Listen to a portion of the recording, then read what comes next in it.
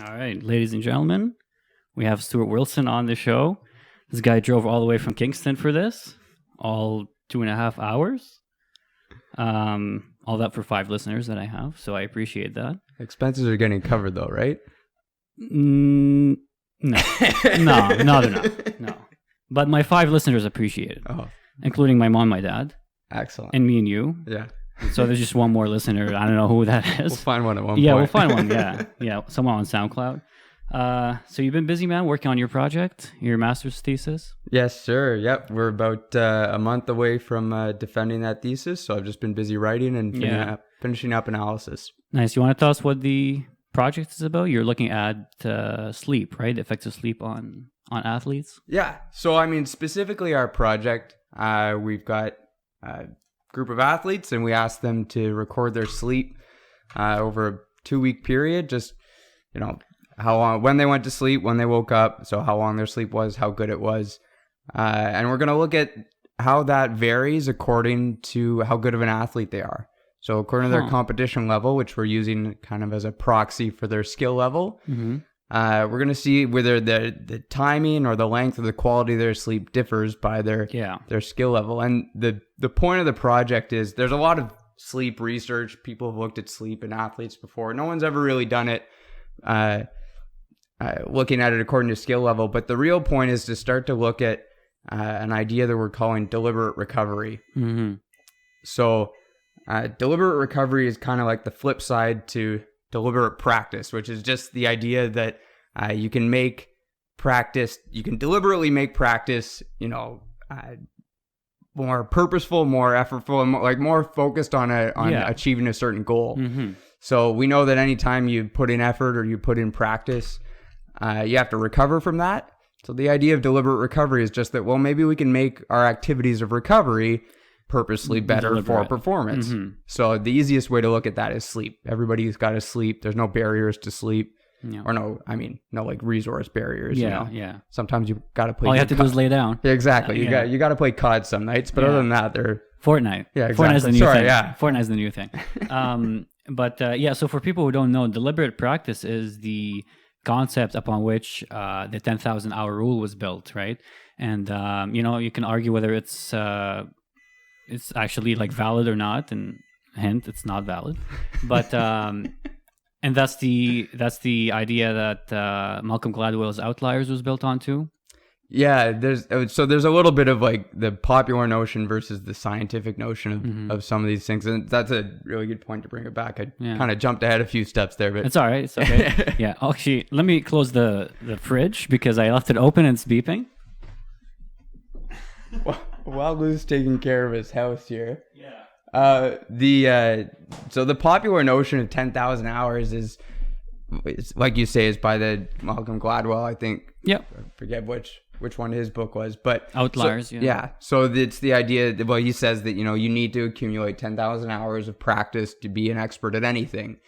And like most things that become popular, it's kind of half true, but not really. And so it's based off research that there's a number of, if you take those points, you can break them down. Well, the first one is 10,000 hours of practice. Well, the original study wasn't about any practice. It was about what they call deliberate practice. And so it's got to be deliberate practice is highly effortful practice, not done for no immediate reward, but designed for the express purpose of improving performance, usually through very relevant and timely feedback. And also just this idea that 10,000 hours, that was just the average in the original study. That was the average number that experts or people that they assumed would become experts, the average number of hours they'd accumulated by age 20. In other words, it's completely arbitrary. Yeah. But what the takeaway is there that experts do more really good practice. That we know for sure. Yes. And so that's why in my explanation there, it's not that we're looking for specific qualities of recovery or specific numbers of hours or this. It's just that idea that we know that experts design their practices a certain way, very intently, very deliberately, and we want to know, do they do the same things for their recovery? For the recovery, yeah. And so do you think that, well, actually, let's start with this. How many hours of sleep should a normal person get, not an athlete, just in general? It's a great point. It's so, well, what have you heard before? 7 to 9 is what I heard. 7 to 9 is absolute standard. So that's the recommendation put out by the American National Sleep Foundation, and that's what everything is based off of. You go 7 to 9 covers about 99.9, I don't know, percent of people. There's a really good quote by a sleep researcher, Matthew Walker, who says that the percentage of people who need fewer than 6 or few hours of sleep, rounded to a whole number, is 0. 0, yeah, and they have that specific gene, right? Yeah, so there is this gene where you can get by on 5 to 6 hours of sleep, and there's a very, very tiny percentage of people in the world, and so But everyone thinks they have that gene. Everybody does, and the neat thing is that gene means you get by on 5 to 6 hours of sleep. Yeah, not 3 to 4, like 5 to 6 hours, right. And everybody thinks exactly good sleep. So what do people need? People need 7 to 9 hours. All the health outcomes in terms of mortality rates, illness, injury, like all these just general, living a good life kind of things, everything starts to drop off below 7 hours. Living your best life. Yeah. I saw another same guy, Matthew Walker's got another good quote where people, men who sleep below 5 hours a night have significantly smaller testicles than men who sleep 7 to 9 hours a night. Smaller testicles. And men who sleep 5 to 6 hours a night. Do they shrink? Or do they not develop to be the full size the full potential? My understanding is that they're not living up to their full potential. But don't quote me on that one. But then the other one is men who sleep 5 to 6 hours, have a life expectancy 10 years less, live 10 years shorter than those who sleep 7 to 9 hours. So just sleeping less, you essentially, not life expectancy, that's the testosterone. Men who sleep 5 to 6 hours a night have the testosterone levels, so lower, of somebody 10 years older than them. Yeah. So if you're a young guy, you sleep less, you have the testosterone of an old guy. Exactly. Yeah. You're shrinking your balls. Pretty much. Can't do that, man. Keep those balls full and get a good night's sleep. Okay, is that different for athletes then, the 7 to 9 hours? Do you think athletes should get more than that? There's no real strict recommendations. That's part of what we're trying to look through. There's a Center for Sleep in Calgary, works with a ton of Canadian Olympic athletes, and their general recommendations are 8 to 10 hours for athletes. So just saying, we know 7 to 9 is good for most people. We know that athletes do a ton more physical and mental work. So their idea is 8 to 10 hours of sleep a night, or about 60 hours a week. 60 hours a week. Okay. So again, I believe that breaks down into somewhere in that 8 to 10. But there's nothing really, that's not based off anything. That's just other than the idea of 7 to 9 for most people, bump it up a little bit for athletes. And part of what we want to look into is that depending on the sport, it varies greatly based on how far off athletes are from that mark. There's some sports, team sports, where they're actually seem to be pretty decent. They generally have one practice a day, or one on field, on court, whatever practice a day, or a game, plus video and other stuff in the morning and whatnot. So they tend to seem to get about that 8 to 9, at least 7.5 to in team sports tonight in team sports. Whereas individual sports, swimmers, runners, a lot where they're doing 2-3 practices a day, they seem to be lacking a lot of sleep. Most studies come back with numbers in the about 6, maybe low 7. That's so interesting. Yeah. Do you think it's because? Well, I think it could be because as a team environment, everybody is has the same curfew. Even in the pro leagues, they have curfews. So they have to be back in the rooms by a certain time. So it's the whole team is going to bed. You're going to bed, right? Because your team is doing it. But in individual sports, it's just you. You know what I mean? So there's nothing. But the practice thing is an interesting point, I guess, because as a team, you practice probably once a day. And individual sports, you're gonna have multiple practices throughout the day, whenever you want, pretty much, because you call up your coaches and.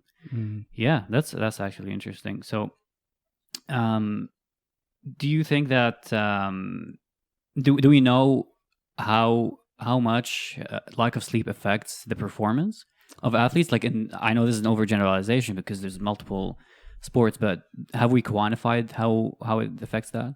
Absolutely.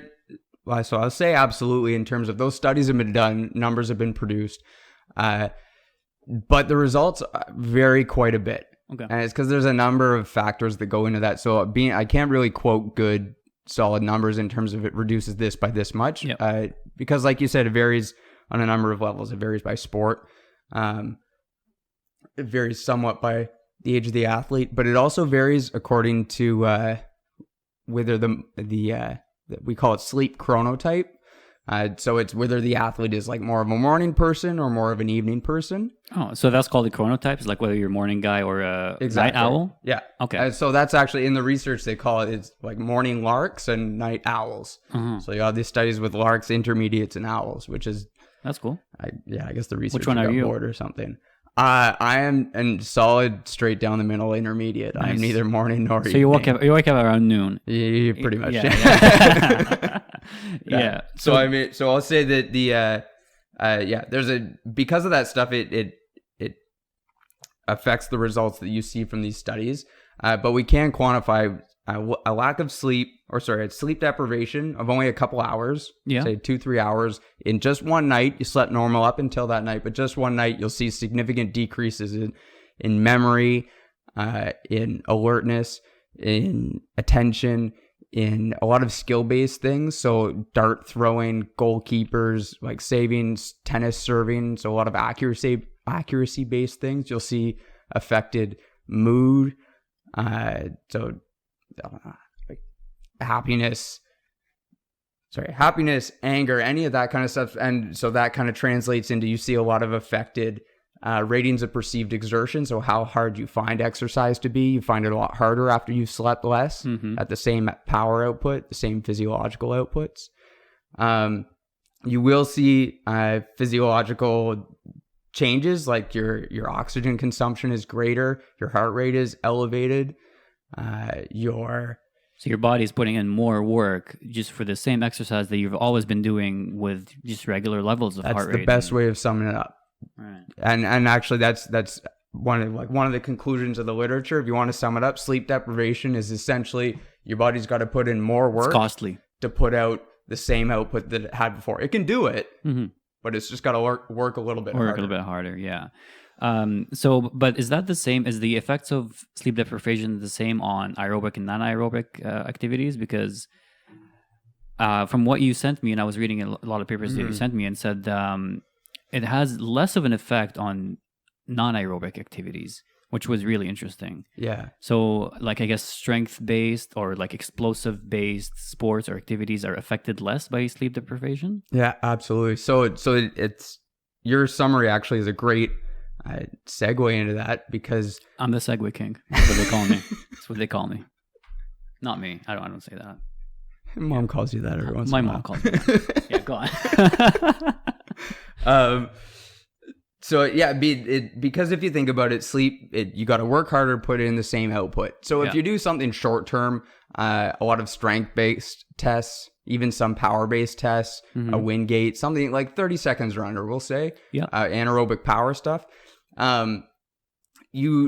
There are potential effects, and I would never go to say that like an Olympic sprinter would be unaffected. Of course, yeah. But if we're talking about statistical significance from the results of a study kind of point of view, you don't really see, you at least see inconclusive if no effect at all. Whereas when it comes to something more prolonged, so generally aerobic exercise, especially things they call time to exhaustion, just put you on a bike, go for as long as you can, you see really big effects there.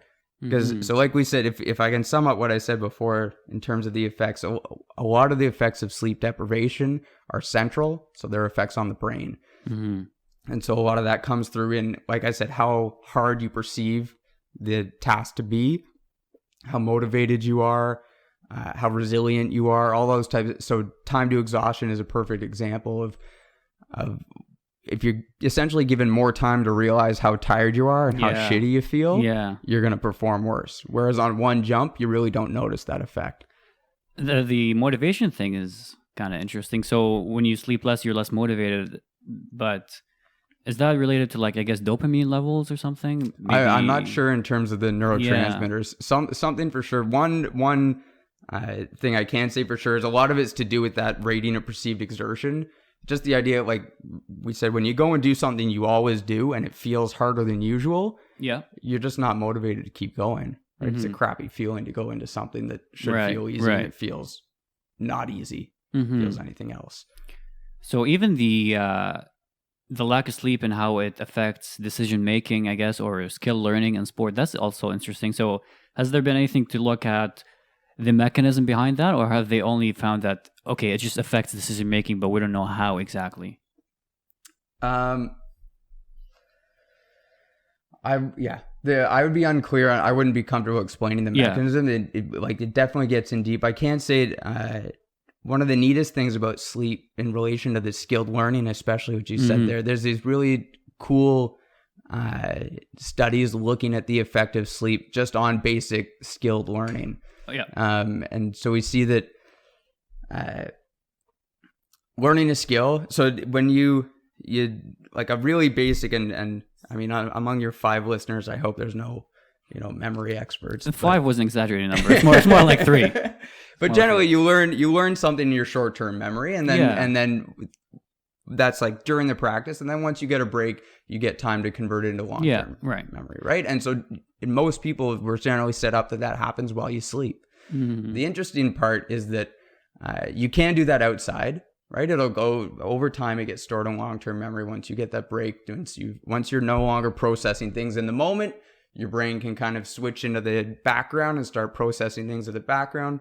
Put it in long-term. Well, when you're sleeping, you have no incoming stimulus. It's like the best time to be able to do that. So the neat thing is not only is it stored, but it's actually, those memories can actually be enhanced. And so that's when the brain starts making connections with previous things you've done. It starts creating more efficient pathways, neural connections between whatever actions, between perceptions, those types of things. So what you find is when you learn, it just like simple, like finger tapping tasks and little reaction time tasks, just, little knick-knack thing, little knick-knack tests. If you get sleep in between learning and a retention test, you'll perform better than if you hadn't slept over that same amount of time. So the study design and they switch a number of ways to control for morning and evening, but the easiest way to explain it is say you learn in the morning and 12 hours later you get tested at night.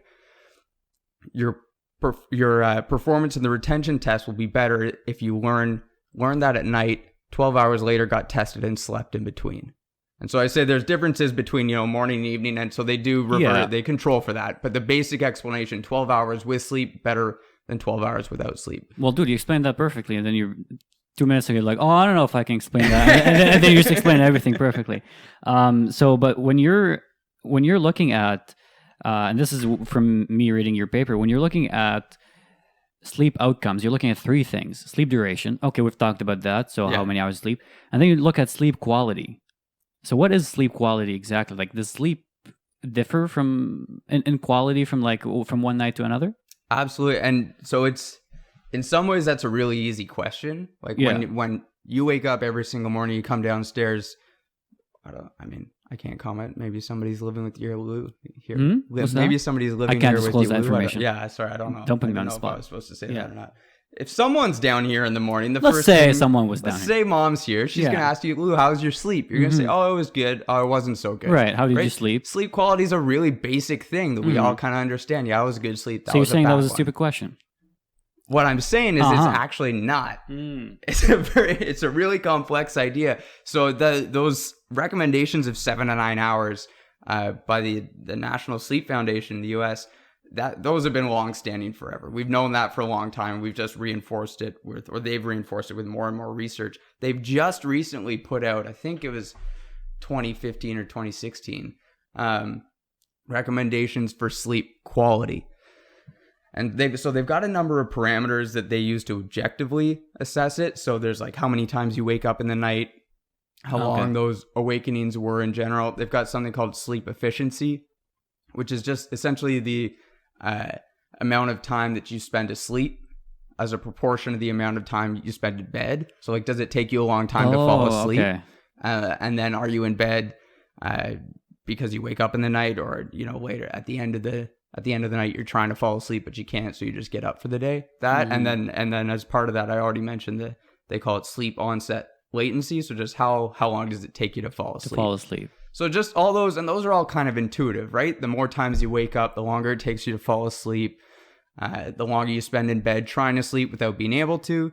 We all kind of get those. But interestingly, so those are objective measures, and there's some rough parameters, rough definitions for what good and bad is according to those. But interestingly, the best one that we always come back to is just on a scale of 1 to 10, how good was your sleep?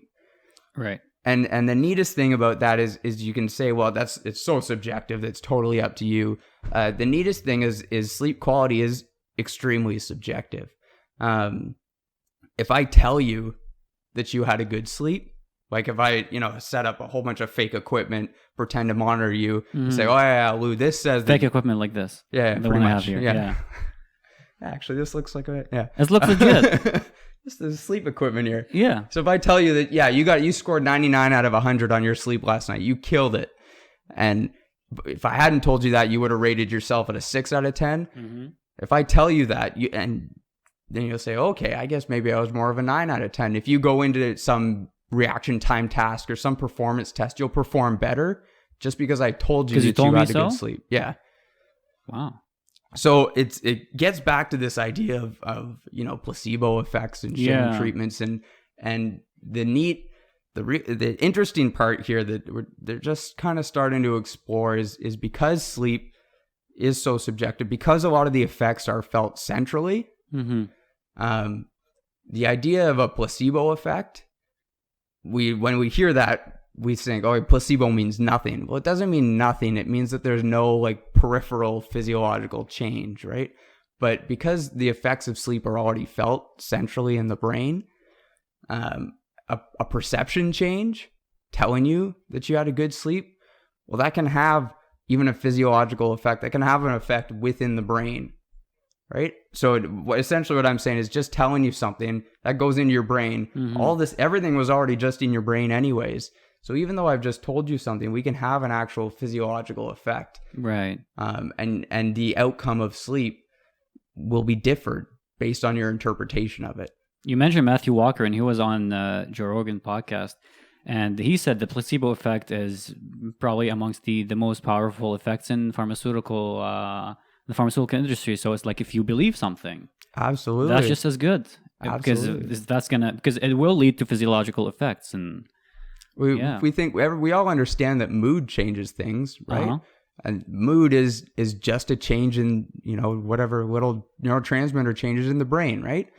It's pretty close to the same as a placebo effect, right? We're talking about the same thing. Because there's nothing like tangible or There's no. I like to say peripheral changes, right? Yeah, there's nothing. There's no change in your blood markers in the makeup of your But there is an actual change in your brain. So when we talk about sleep quality. Yeah, it's the same thing. It's the same thing as mood. It's the same thing as placebo effect. It's a perceived a perceived change or a perceived interpretation, I should say, in your brain. And so that kind of stuff matters. That's so cool, man. So how do you get, let's say we agreed that athletes are not taking it seriously enough, right? How do you get athletes to actually buy into this and excuse me, and how do you convince them that sleep is important? And that's that's a $1 million question. Like that's what you're trying to figure out right now, right? It's like, how do I get them to buy into it? Pretty much. It's really interesting because sleep, so there's a study that asked a couple hundred, there's been 2 different studies, one in Australia, one in South Africa, that asked athletes, a whole bunch of, several hundred high level athletes, what are the forms of recovery most important to you? Or when we talk about recovery, what do you think is important? And all of them, everybody across, athlete gender, their sport, their everything, age, everybody said sleep is the most important. So people get it, but we still don't see the numbers that we want to see. And everybody's heard 7 to 9 hours. That's why I said, I asked you, everybody knows that number. Everybody knows your standard 8 hours of sleep. If I know it, then everybody should know. Yeah, pretty much, man. Pretty much. That's the $1 million question. Why don't people do it? And that, to me, that it comes down to, questions of behavior change and whatnot. And I'm not sure, because a lot of the things that I could come on here and say, or you'll find everybody knows various things about what sleep will do to you. Lack of sleep will do to you, getting sleep will do to you. But there's a piece missing in there in terms of translating that into actual, I don't know if it's performance outcomes that athletes will care about, but there's something that there's a colleague, Dale Ablins, who's the IST head for Athletics Canada, their sprints and their power sports. And, former strength and conditioning coach for the women's national team, right? The hockey, I think. Well, he's done some work with them. So right now he works with the track and field with Athletics Canada. So and I was talking to him about this, and he said it's close to what I say. Everybody's heard they need to sleep, right? You need to find something different, right? There needs to be something, whether it's a specific outcome on a specific measure for them. So for 100-meter sprinters, if I can show them or tell them that their performance is changed by this much, maybe that's what does it. But as of now, I don't have a good answer for you, because we know a lot, but it's not changing. Sleep's getting worse in the general population and the athletic population. Getting worse? Yeah. Even with all the advances in the science of sleep and... Yeah. So a lot of it's, from what I read, at least a lot of it's societal, but they'll say it seems that in the 50s or so, most people slept 8 to 9 hours, and now we're right around 7 hours on average. Maybe that's it. Now we got cool stuff. I don't know. Yeah, we got so much cool stuff. So there's a few arguments there. One, I mean, but that's not even getting into, values of society and a lot of that. Yeah. I will say there is one major thing is the idea, and that part of what's driven our work on deliberate recovery is the idea of, taking pride in not sleeping. There's a little while you heard people talk about that. Yeah. I'll sleep when I'm dead. Yeah. I still hear that all the time. The ironic part being that if you don't sleep, you'll be dead sooner. Yeah. Well, sure, but if that's what you want to do, go for it. Yeah. But, so there's that societal value on work over recovery, and seeing something as sleep or even leisure time as being wasted time or something like that. Exactly. Yeah. Exactly. So there's that whole perspective. But I mean, even if we want to keep it pretty mechanistic, a lot of stuff, there's a lot of evidence surrounding light exposure and sound exposure. So in the 50s, there's a lot less going on. But if you think of, I don't know if you, obviously I was not alive in the 50s, but from what I've seen in the movies, but if you imagine sitting around at night in the 50s, what's going on? Well, there's a TV, but it's maybe black and white. It's definitely not very good. You probably don't watch very much on it. You may listen to the radio. Yeah. There isn't too much going on outside your window. No Netflix and chill. There's no Netflix and chilling, that's for sure. A lot of chill, though. Well, hopefully. Yeah. So, but the point is that, so now we've got so many more screens. We've got more noise inside and outside of the house. We've got more light, like I said, from the screens, but also from things, cars, streetlights, all that outside. And we can measure the effects of those things on our bodies. So for instance, you might have heard of reducing your screen exposure. Yeah, I was going to ask you about bedtime. That. Why is that recommended to get a good night's sleep? So there's, go back to grade 10 or something, science class, there's different wavelengths of light, one of them being blue light. I didn't go to high school here in Canada, man, so you gotta explain that in detail. Well, it's probably ahead of ours, then you might know more. So just there's the different wavelengths of light. One of them is called blue light. There's red light, blue light, whatever. Yeah. Blue light, or the blue wavelengths of light, is found to inhibit melatonin production. Or melatonin is a hormone that's essentially the sleep trigger. Right? Melatonin starts to increase. Your body goes, okay, it's time to sleep now. And so there's circadian waves to melatonin, and which, just within the day, it cycles down, it cycles up again. Everybody's got their own individual, and that's a lot of what determines your sleep chronotype, is when your melatonin cycles. But that can be delayed or inhibited by blue light, because that blue light is essentially, your body interprets that as, well, the sun's still up. I shouldn't go to bed yet. Right. So it tricks your brain into thinking it's still daytime. And exactly. So that's why. So there's this recommendation: try to minimize your screen time 1 to 2 hours, or eliminate really your screen time 1 to 2 hours before bed. So tablets, smartphones, TVs, laptops, all that kind of stuff, which is difficult. So there's a couple ways around that. Some is, like, you'll find on laptops, There'll be different programs that are like, they block the blue light emitting that comes out of your laptop. There's a couple different, like I use Flux on my laptop, and I use it because it seems like a good idea. There's mixed evidence as to how well that works. The other thing you can try is there's like blue blocking sunglasses that you can wear at night. So you put them on, that just blocks the blue light. Everything else comes through, so you watch TV at night without getting the melatonin reduction. Yeah. I mean, you look like a loser, but you sleep well. Yep. But and that's all that matters. If that's what you want, that's man. What you gotta do. So maybe not when you're Netflix and chilling, but maybe Fortnite on your own. But if it works for your partner, then maybe wear it when you're Netflix and chilling. Maybe he or she will be much happier that you're both getting a good night's sleep. Hey, we're not judging. Absolutely. No, man. not at all. Good sleep's good for everybody. That's right. So you mentioned in the sleep quality, there's a polysomnography. Am I pronouncing it right? Mm-hmm. So what is that exactly? So we talk about sleep quantity and quality, and there's a number of ways of measuring them. A lot of what I've been talking about. So the basic recommendations, the basic quality stuff just comes off giving questionnaires to people. Yeah. So that's the easiest way of measuring sleep, obviously, like most things. But if you really want like good, accurate measurement of sleep, so when it comes down to like assessing sleep disorders or insomnia, that kind of stuff, they have what they call polysomnography, which is they lie you down, they hook you up to a machine in a variety of different ways.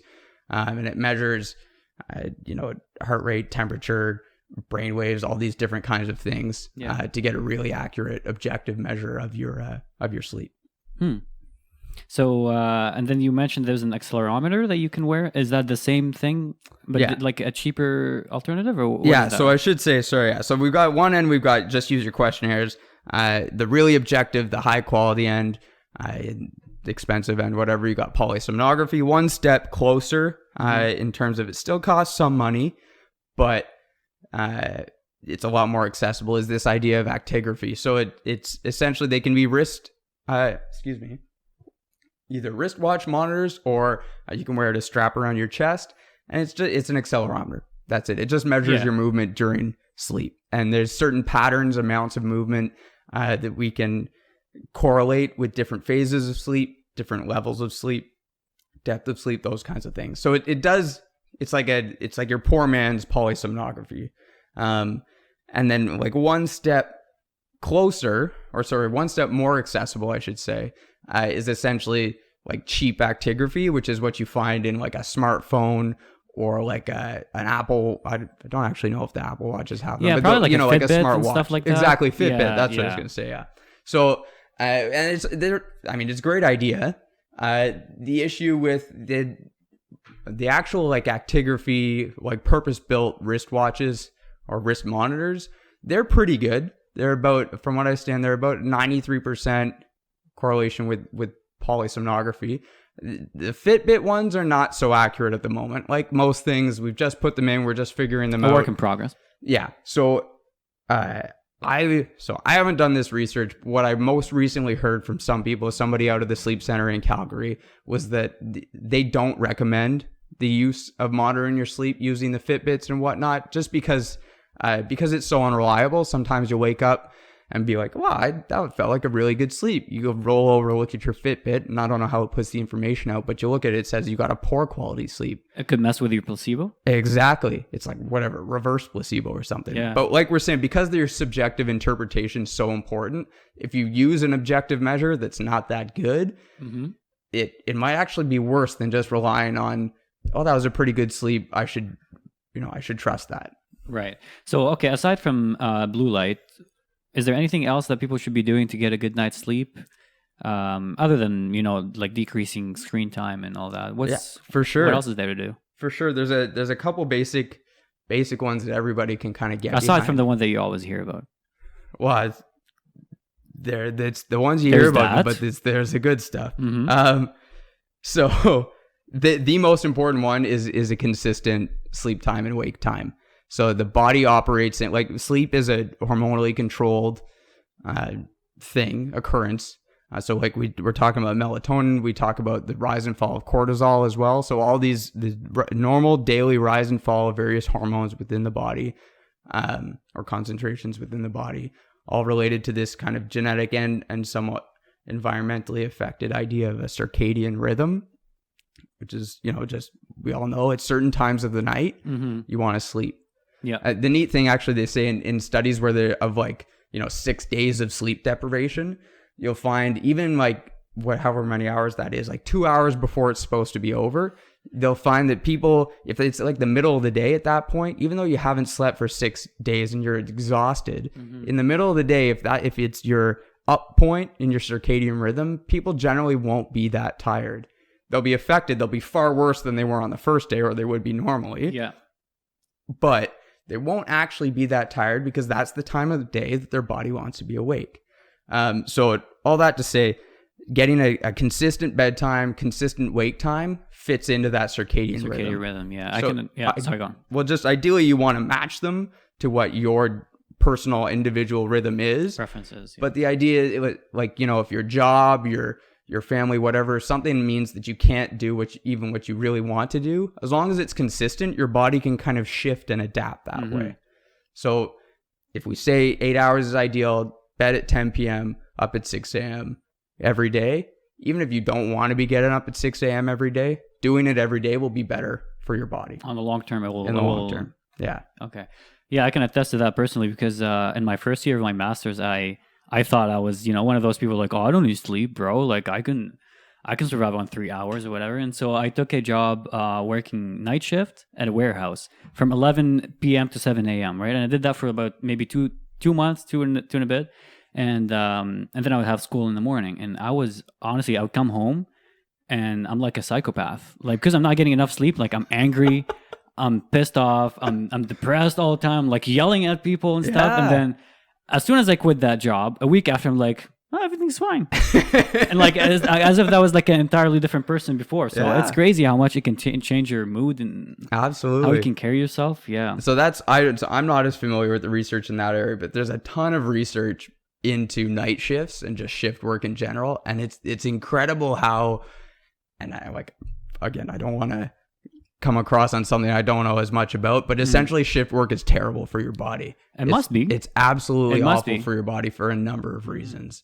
Mainly just related to, there's so much about hormone release, digestion, just the general processing of your body is based on this idea of circadian rhythm, and being awake all night consistently just screws that. So the biggest one is consistent light exposure. If you try and keep it quiet when you're going to bed, that's just kind of a more simple one. Just, it's less distracting, whatnot. It's the idea of reducing stimulation. The other big one you can do is, and it's pretty individual, but the general recommendation is try and make your bedroom cool. So dark, quiet, and cool. The reason being there is for a long time, we've known about light exposure and how that controls circadian rhythm. But there is some interesting information that I've just read about. It's been around for a little while, but I learned more about it, that a lot of your circadian rhythm is also dictated by temperature. Okay. So you're hot throughout the day, you're active, right? Part of why you want to go to bed at night is it cools down, and there's some signal in terms of the environmental temperature that signals at a certain point it starts to get cooler, and now I want to go to bed. Mm-hmm. So as you become less active into the night, your body cools down. It gets to a point where just like the light exposure, it's a signal that it's time to go to bed. So you want your bedroom to be dark, cool, quiet if possible. So, so what about the idea that we've all heard about, I guess it's wrong now since you mentioned the science behind it, but to have it be all toasty, you know what I mean? Be all, yeah. You know those blankets where you plug in the wall and it heats up and all that. So what about all those? So the blankets or whatnot, I'm not sure about that. There's a interesting bit I heard about warm baths before bed. Yeah. Those are actually a great idea. If you think the warm baths, they are heating up your body. So generally when you're cold, your body constricts blood vessels towards the periphery. It keeps everything, the hot blood towards the middle, keep the good stuff warm in the middle, keep your heart, your lungs warm. When it's hot, so when you're lying in a warm bath, it will dilate your capillaries. It allows the heat to move outwards Yep. the periphery of your body, right? It's trying to get rid of heat, essentially. Because of that, you get in a warm bath, you come out, blood vessels are still dilated, but your body heat is still peripheral. You'll quickly cool off afterwards, and then you get in bed, you're actually cooler centrally than you were before the bath. So even though it's a hot bath, you're essentially cooling your body down in some ways. So in terms of the hot blankets, I don't know. But the hot shower or the hot bath. Shower, the hot bath, absolutely. That's There's also just some calming component to baths and showers. That's true. So what about naps? How do you feel about naps? I feel like naps are great. Yeah, I'm a big fan. Big proponent. Big proponent of naps. Dude, I napped today. I woke up early. I mean, we're doing this at 2 p.m. Yeah. So I woke up around maybe 7:45, something like that, which is much earlier than I usually get up for. And did some work and all that, and then went to bed maybe for like 30 minutes. Yeah. Oh, amazing. Naps are the best. Incredible. Yeah. So there's a reason the siesta exists. It's not just some Spanish guy decided it would be a good idea. Mm-hmm. It's a natural, we talk about, once again, this idea of circadian rhythms. And there's a lot of evidence to say that there's one big rhythm at night and a minor rhythm post-lunch, right? That idea, that 1 to 3 p.m. little lull is very much just a biological occurrence. They call it, it's like almost, there's like, 2 sleep phases almost throughout the day. So naps are excellent. If you want to get a nap, if you can get a nap for a couple hours, go for it. Mm-hmm. Couple hours? Like 1 or 2. Really? Absolutely. So the thing I thought it was like 20 minutes max. Well, so that's what I was going to say. If you want to, go for it. The drawback to that is you have some, as soon as you're into an hour or 2 or anything really, they're saying above, or the research says above about 20 to 30 minutes for sure, you get something called sleep inertia. Mm-hmm. Just when you wake up after any night's sleep, it takes you, I don't know about, it's variable. For me, it takes me a solid hour to actually wake up, be willing to talk to somebody. Yeah. Whereas other people are totally fine within 15 minutes. But either way, there's this period. Nobody likes those people. No, we don't. No. There's this period of like a warm-up period, right? So that's the sleep inertia. It just takes a while for everything to get up and running. If you generally find very little to no sleep inertia if you keep your nap time to about 20 minutes. So the usual recommendation is set your alarm for 30 minutes. Take, 5 to 10 minutes to actually really fall asleep. Have about a 20-minute nap. If you wake up before your alarm, get up, shut it off, and you're good to go. Mm-hmm. And you should, and it's very individual, but you should have, about that time, you should find that you'll have no sleep inertia. So for me, because I'm especially affected by inertia, I set my alarm for about 25 minutes, sometimes 20 if I don't have that much time. It takes me 5-8 minutes to fall asleep, and then I get a good 15 to 20 minute nap. Mm-hmm. And I feel there's evidence for improved alertness, improved accuracy on performance tests, improved all these measures of like cognitive speed, essentially processing speed. So it's not that a 20-minute nap will only decrease your inertia. Is that what's called inertia? Yeah. But it would actually recharge you more? Yeah, so I should say the inertia comes from once you get into like the deeper phases of sleep, it just takes a while to come out of that. So it's like a drawback to a nap. Naps themselves, whether it's short or long, and longer is a little bit better, but there's that drawback obviously. Oh, yeah. But naps themselves, it's like mini bouts of sleep, right? It's if we're talking about like giving a chance of brain to relax and process what happened that day. If we're talking about giving your body a little bit of a chance when there's no stimulus coming in, it's mini sleeps. It's good. It's only good stuff, right? So one thing is you'll say, well, I slept 5 hours at night. I'm going to make up for it. I'm supposed to get 7 hours of sleep. I'll sleep 2 hours during the day. That is an effective strategy, just not in the long term. Mm-hmm. So in the short term, if you need to make it up, absolutely use naps. They're a fantastic way. They're super recommended. We talked about individual sport athletes. Naps are highly recommended for them between practices. It's much better to get it at night, it seems. So if you can get your 8 hours at night, have an additional nap during the day, that's good. If you can only get 5 hours a night and you make it up during the day, that's better than nothing, but still not as good. Right. Because I was going to ask you about pre-game naps. Because I was under the impression that anything over a 30-minute nap is not good for you, but you just dropped some knowledge on me, so I know now. I know in the NHL, I was reading this article on NHL.com, and it was saying players nap between 1 to 2 hours on game days, right after the pre-game meal. And so I thought that was bad, but apparently that's good. But what about having a pre-game meal, and which is obviously going to be heavy, and then going to bed right away? Is that do you know much about how much you should eat before you go to bed, or whether you should eat at all before you go to bed? Yeah, there's a little bit. So the nighttime recommendations are generally eat something about 90 minutes to 2 hours before. You want to have something in your stomach because you can wake up. It's common to wake up from being too hungry, but you also don't want anything too heavy. So either too highly based in fat or way too much protein is what I've seen, but especially heavy in fat, that kind of stuff it's a little harder to process. But yeah, so the general recommendations about 3-4 hours, have like your last meal, and then eat maybe a little something 1 to 2 hours before you sleep at night. So when it comes to naps, that idea of this 1 to 2 hour nap, whenever you say it's bad, it's just because, of this idea of sleep inertia. So it's just because it takes them a while. They're groggy afterwards. You see them wake up groggy, you assume that's going to last the rest of the day. If that's their normal routine, it's totally fine. When it comes to eating beforehand, just all I know is based off those nighttime recommendations.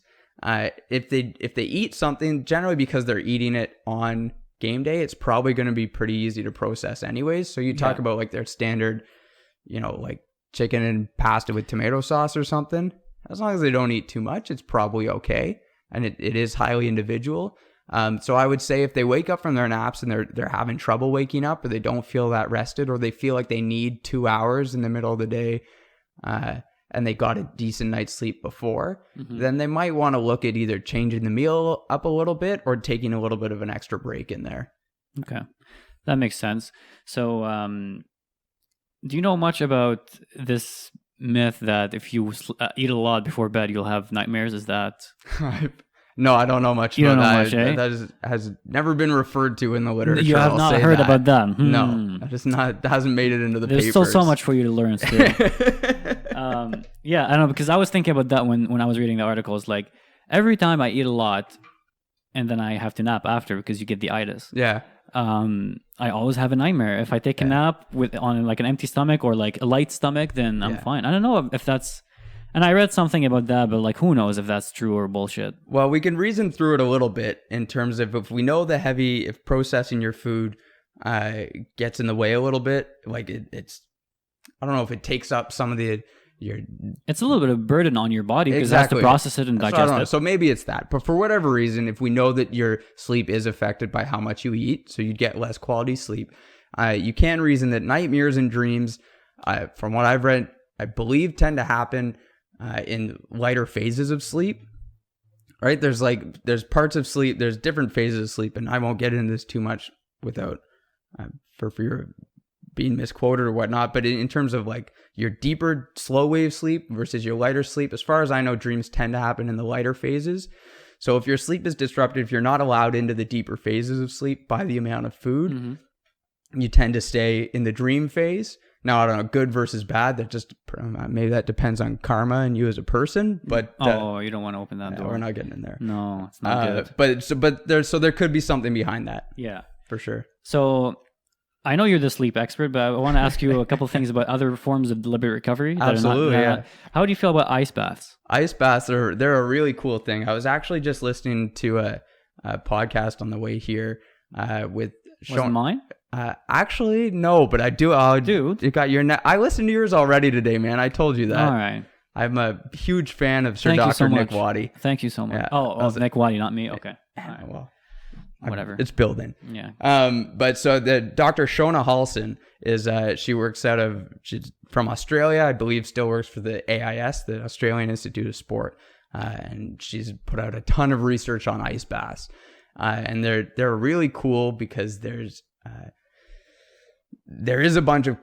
little bit of controversy about them right now, in terms of we know for sure that ice baths are excellent for acute recovery.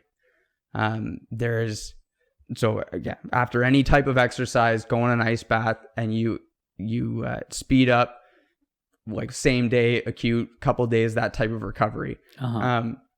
There's a small question of if you have something later that day, you don't want to cool the body down too much because you're going to have to warm it up again we know warming the body up before performance helps it.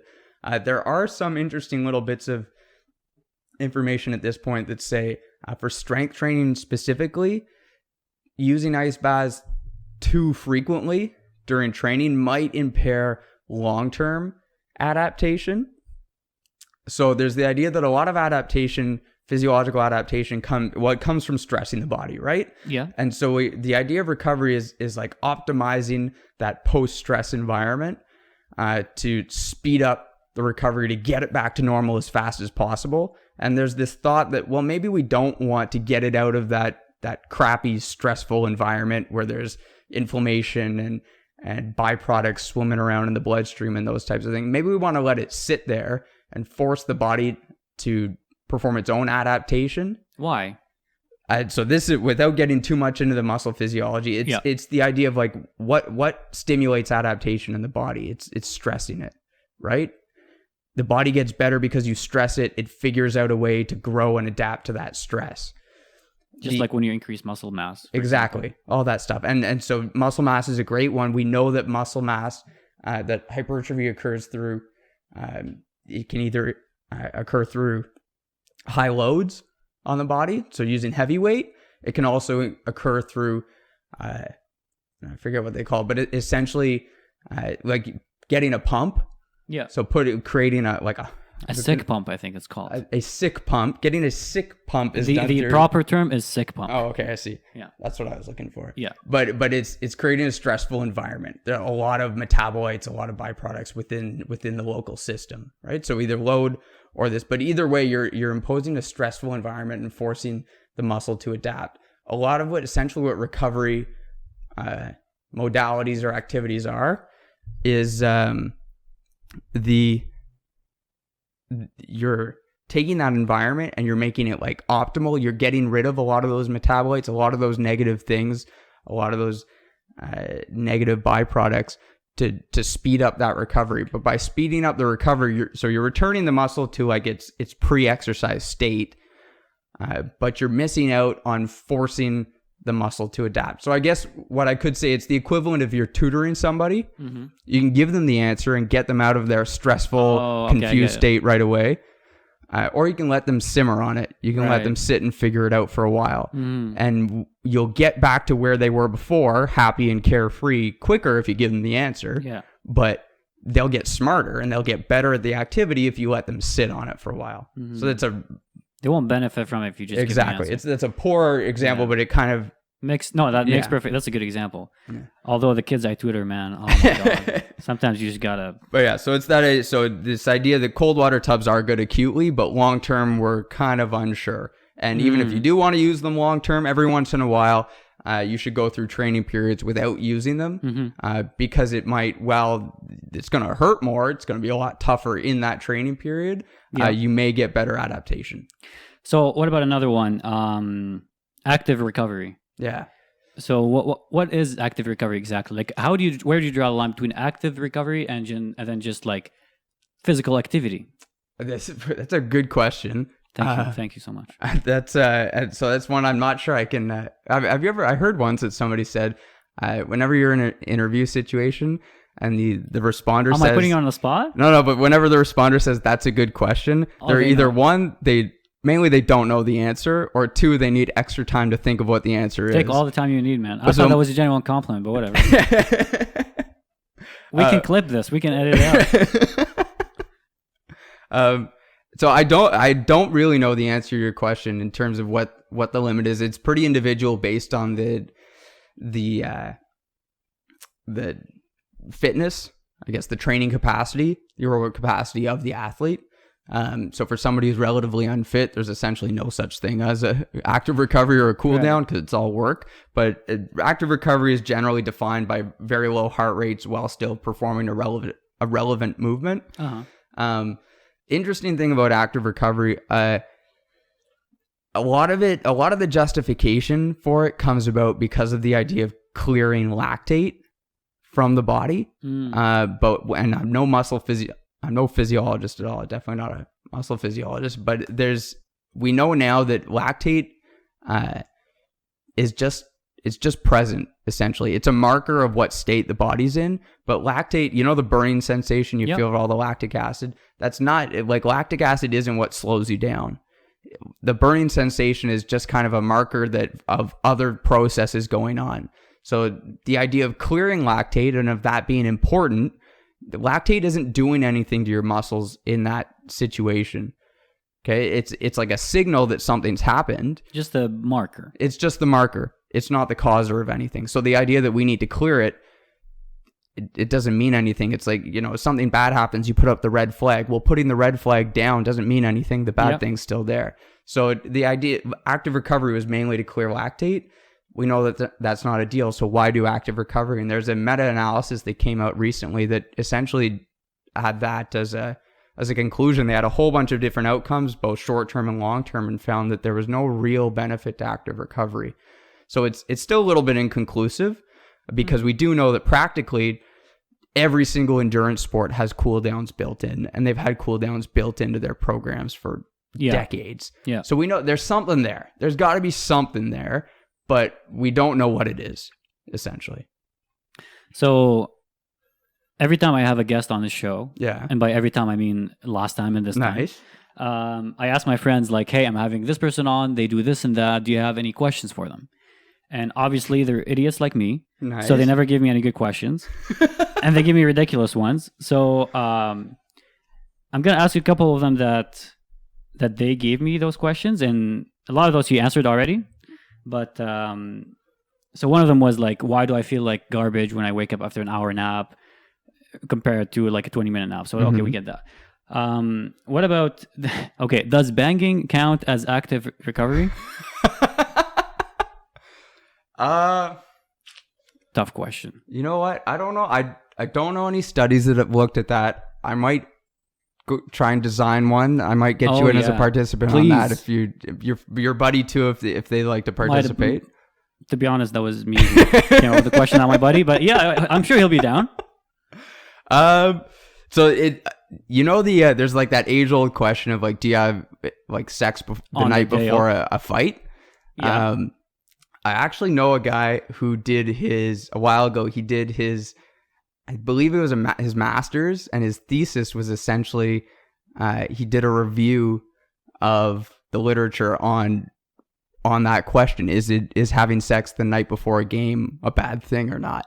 Okay. And from what I can glean from what he told me, what he found, and then what I've read, the only drawbacks there essentially come down to lack of sleep.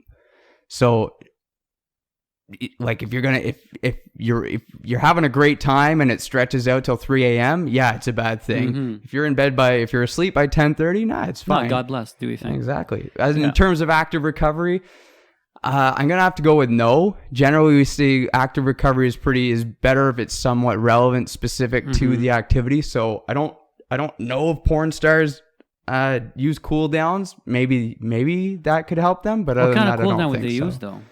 I don't know if they need one. I mean, there's a lot of activity involved. Dude, it's hard work. It is true. Yeah, it can be long sessions too. It's an honest profession, and it's a hard working one, that's for sure. It is. All respect to our fellow porn stars.